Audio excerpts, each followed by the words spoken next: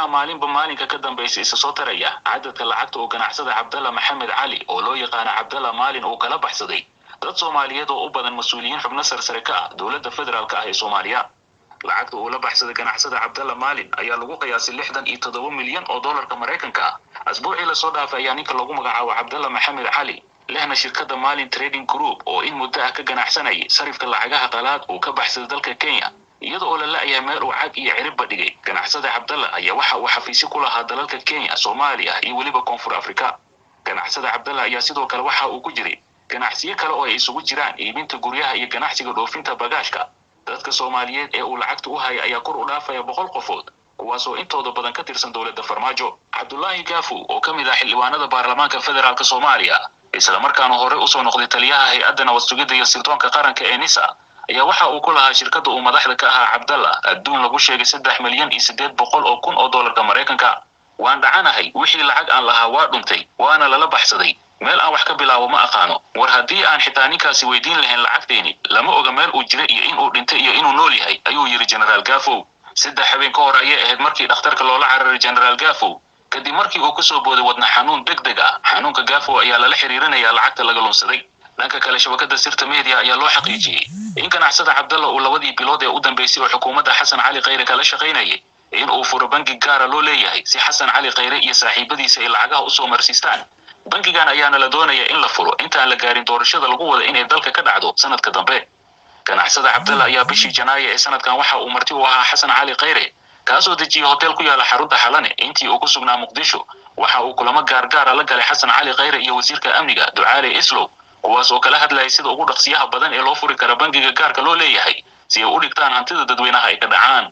ganacsata lagu marti qaaday inay ka qayb yeeshaan bangiga cusub ayaa u xaqiijiyay shabakada sirta media in Xasan Cali Khayre iyo Ducaale ay lacag tiro badan ku wareejiyeen ganacsada Cabdalla taas oo qayb ka ahayd lacagta hordhaca ah ee lagu furayo bangiga cusub. dhanka kale ganacsada Cabdalla ayaa u maalgelin jiray Xasan Cali Khayre iyo wasiir Ducaale lacagaha ay ka soo dhacaan shacabka Soomaaliyeed. lama yaqaan cadadka rasmiga ah ee uu ka dhacay Khayre iyo Ducaale laakiin nin magaciisa ku soo koobay Muuse oo ka mid ahaa shaqaalaha ganacsada Cabdalla ayaa warbaahinta u sheegay in lacagta loo hayay Xasan Cali Khayre iyo Ducaale ay kor u dhaafaysay 10 milyan oo dollarka Mareykanka. lacagta ugu badan waxa ay ka maqan tahay sida shabakada sirta media loo xaqiijiyay ra'iisul wasaare Xasan Cali Khayre oo 12 milyan oo dollar laga lunsaday, Generaal Gaafow oo 3.8 milyan oo dollar laga lunsaday, Taabid Cabdi Maxamed oo 3 milyan laga lunsaday, Generaal Kofi oo 2.5 milyan oo dollar asagana laga lunsaday. lacagta ugu yar ee ku maqan ganacsadaha ayaa waxa la sheegay in uu leeyahay wasiirka dhalinyarada Koonfur Galbeed oo magaciisa lagu sheegay Cali kaas oo la sheegay in uu u hayay 200 kun oo dollarka Mareykanka. ganacsadahan ayaa dadka uu lacagaha u hayay waxa kamid ah madaxweynayaasha dowlad goboleedyada Jubbaland Axmed Maxamed Islaam Axmed Madoobe, Galmudug Axmed Cabdi Kaariyo Qoorqoor, Hirshabeelle Maxamed Cabdi Waare oo ay ehel ahaayeen. wararka qaar ayaa sheegaya in Shariif Xasan oo kaliya ay ka luntay lacag lagu qiyaasay 1 milyan iyo 300 kun oo dollarka Mareykanka. Shariif Xasan ayaa la filayaa in uu si degdeg ah ku yimaado magaalada Nairobi. ciidanka booliska Kenya ayaa xiray xafiiska ganacsadahan iyagoo halkaasi ka qaatay dhammaan qalabkii yiilay xafiiska. waxaana hadda socdo baaritaano lagu sameeyo halka uu ku dambeeyay ganacsada Cabdalla iyo sida uu ku lunsaday lacagihii uu u hayay dadkan kala duwan. dadka dhaawaca xoog leh ka soo gaaray lacagta luntay ayaa waxa kamid ah taliyihii hore ee hay'adda nabad sugidda iyo sirdoonka qaranka Cabdullaahi Sambololshe. lama og lacagta rasmiga ah ee laga dhacay Sambololshe balse waxaa la sheegayaa in ay ka luntay 100 kun oo dollar. Cabdalla iyo Sambololshe ayaa ahaa dad ka soo wada jeeda hal beel wax badanna ka dhaxeeyeen. Sambololshe ayaa lacag badan ka sameeyay howlo dalaalnimo ah oo ka dhex sameeyay dowladda Imaaraadka Carabta iyo siyaasiyiin Soomaaliyeed. ma ahan in Cabdalla lacag u hayay dad Soomaaliyeed oo kaliya balse waxa uu lacag badan u hayay dad u dhashay dalalka Kenya, Uganda iyo Koonfur Afrika kuwaas oo ayagana hadda wada baaritaano la xiriira halka ay ku dambeysay lacagtoodii.